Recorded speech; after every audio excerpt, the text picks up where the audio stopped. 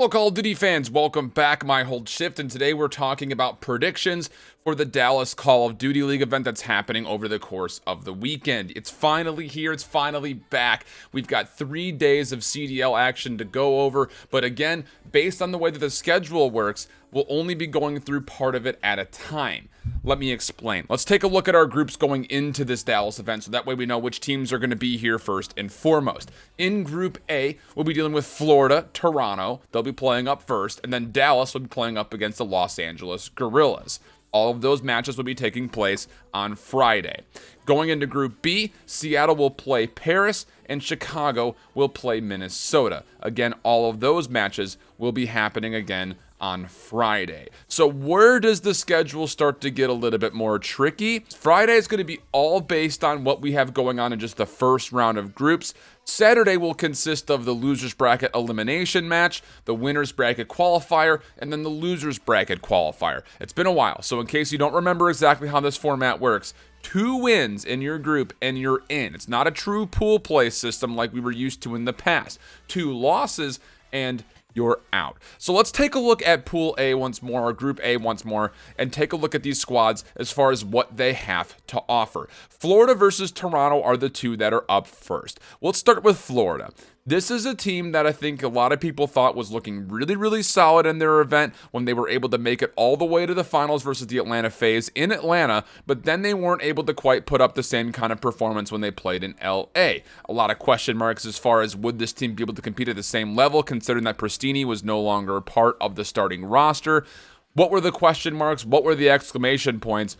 Generally speaking, I think this team got worse between Atlanta and LA, but I'm interested to see what they have to offer going into this group, specifically because they are playing Toronto first. They'll have a pretty easy tune-up, but you take a look at the squad across the board, they're just 5-5, and they're right pretty much dead even. They're 8th in hardpoint, they rank 9th in search and destroy, and they rank 6th in domination. But again, how much of an asterisk do you put next to that domination? Simply because when they were playing in Atlanta, they played exclusively St. Petro, and now they hold a 4-1 record total on that map, mostly based on what they were able to do during that weekend. For Toronto on the other side, though, this team has showcased that not a lot of sexiness is coming through Toronto at the moment. They rank 11th in hardpoint and 12th in domination. This is our worst respawn team by a country mile.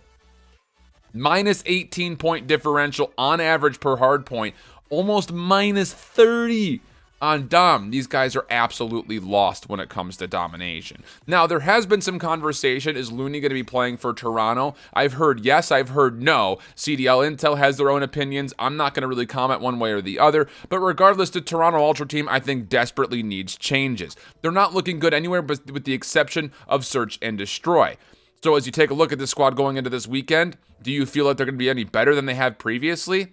I don't think so, personally speaking. This is probably the team that goes out first, but anything can happen, especially considering that our next matchup is Dallas playing up against the Los Angeles Guerrillas, where again, anything I feel like can happen there. Now, here's the thing with Dallas. Yes, they're only 7-5, but remember who those losses are to. Chicago, Atlanta, Chicago, Atlanta. The only team that's beaten them are the 2 teams that I had previously over them in the power rankings. You take a look at this squad specifically as far as some of their records have gone, they're doing relatively well everywhere. Again, after some demoralizing losses in respawn, they are on the rise. 7th currently in hardpoint, 7th in domination. But the cool thing about this Dallas team and why you got to feel so good about them is the fact that they're still sitting 3rd in search and destroy, even amidst some of those earlier losses that they faced. Most of their search wins have been relatively dominant. You take a look at when they played Minnesota, 6-2 win. They also played Optic Gaming LA. Again, when they looked pretty decent at LA, 6-2 win. They were even able to get their record a little bit more bolstered versus Atlanta and Chicago the last times they played each other. So you got to be feeling pretty solid about this Dallas team going into this matchup versus the LA Guerrillas, who again, I think have gotten better with these roster changes, and now that there's been a handful of weeks for them to work together, will they be better? I think convincingly yes, but will they beat Dallas? I don't think they're quite there yet. Again, as a full squad, this team is 12th in hardpoint, losing by almost 40 a map, yikes, 8th in search and destroy, and 10th in domination. But you go back to that LA series, they actually looked really good in the first 2 maps versus Optic Gaming, being able to put together 2 separate comebacks, but then they weren't able to close things out from there. The back 3 maps were not good. 132, 186 in the Dom, yikes. 186, 250 on the hardpoint Gunrunner, okay, hill and a half. And then you also had a 3-6 loss on Arklov Peak. The more concerning thing with our final thoughts from LA was when they played up against Seattle. They got 79 points on a Zero Cave hardpoint. They went 1-6 on the Gunrunner search, and then they lost by 39 in the domination on Hackney Yard. That was not a good look for LA. But have they been able to clean things up? I think yes, but I don't think it's at the point where they're going to be ready to compete versus Dallas going into this next game. Going to Group B, you've got Seattle and Paris that are up first. And again, I just talked about how the Seattle team was able to put down LAG pretty convincingly. But the Seattle team overall is struggling mostly just in the search and destroy. They're currently 9th in hardpoint, not great. But they're 4th in the domination, which is surprising. They hold a positive win-loss ratio there and a positive differential as far as the average scores go. So when you look at Seattle, did you see enough improvement for them at LA to merit a possible upset here, I would say, versus a Paris team? I think probably an idea that, yeah, they probably could. You go back to when they played Minnesota the first time, that was a close 3 out of 4 maps that they played. Both hard points, very, very close, within about 20, 30 points of each other. It went round 11 for the search, which they won, which is good. Again, Minnesota, who's a very good search and destroy team. The fact that Seattle, who's typically a bad search team, was able to take a win there, you feel good about it. But their domination was not so great. The second time around, their domination looked much better. So, does Seattle have a chance of beating Paris? I think absolutely, but let's take a look at the Legion here very quickly before we get too far ahead of ourselves. The Paris Legion have been very good in respawn. 5th in hardpoint, 5th in dom, 7th in search and destroy. And I think a lot of people would argue that if they were just able to capitalize on their first bloods earlier in the season, they would actually be top 5 search and destroy team. They find a lot of first bloods. It just comes down to they're not able to convert off them. You think back to a couple of those 1-6 losses that they had where, again, they had first bloods a handful of time and weren't able to clean things up. But I think we're starting to see more true colors of this Paris Legion team. If Luka plays well, team looks fine. Luka doesn't play well, it looks like sometimes it's a 4-5. Kismet has been mostly solid. Denz has been incredible. Zed and Shox have played incredibly consistent. It kind of feels like Luka's the guy that sometimes feels like he's hot, sometimes feels like he's cold. But outside of that fact, Paris, you got to put some consideration their way. They took Chicago to 5. They took Minnesota to 5. But at the same point, they've also split a season series with New York. So it's kind of hard to determine where exactly the squad is. So I think generally speaking, as you take a look at the matchup versus Seattle, you cannot take Seattle lightly.